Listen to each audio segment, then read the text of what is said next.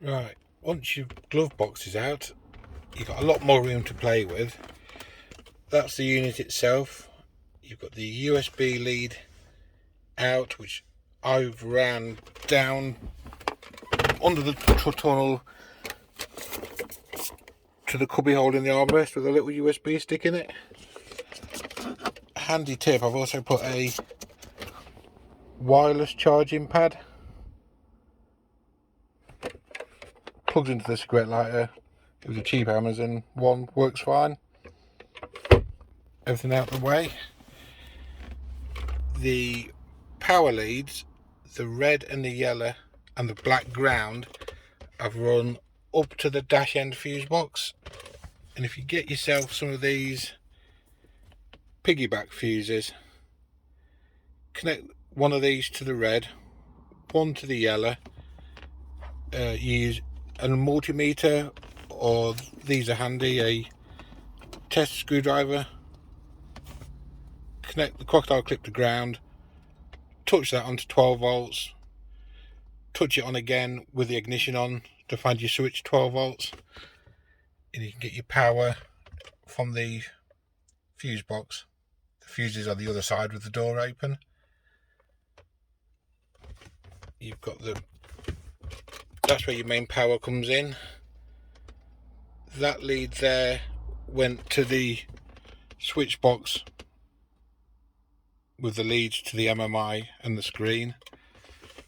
The audio out is a simple aux lead, 3.5mm lead, which you'll need one of these, AMI plug one end, headphone socket the other end, to plug that into your AMI to get the audio to come out the car speakers. The orange CAN bus leads just up here in the corner of the glove box is the media CAN bus. It also has the fibre optic plug as well. So you've two orange wires with the green and the brown trace, plus and minus. Unplug the power lead again, snip the cable tie, the plug will come out of the red socket to find your two orange leads in there, pin 5 and 15, something like that. And I've shaved off the insulation and soldered those two wires onto there. You can crimp them on Scotch lock, but these are a bit more permanent, less chance of them ever breaking off. Tape it up, and that's your two CAN bus leads up there.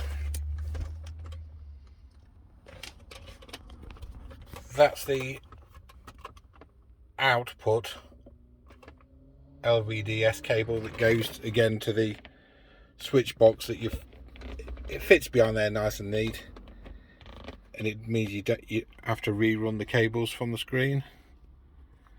And also there you've got your yellow phono leads if you want to fit an aftermarket reversing camera, which I have. The camera fits into the boot, swaps the boot handle over. It has a red lead and a black lead. Black's obviously the ground, and the red lead you crimp onto the reversing light bulb wire. And then the yellow phono lead and the red wire also run all down your door sills, or you could come over the roof sills down to here. Plug in your yellow phono lead to the reversing camera, and the red wire connects onto the remote on of an orange wire there. And when you go into reverse, this wire switches the system over to the reversing camera. You don't even have to be on Apple CarPlay, you can be on the factory settings and it will still switch over to the reverse. The other yellow phono lead is for a front camera.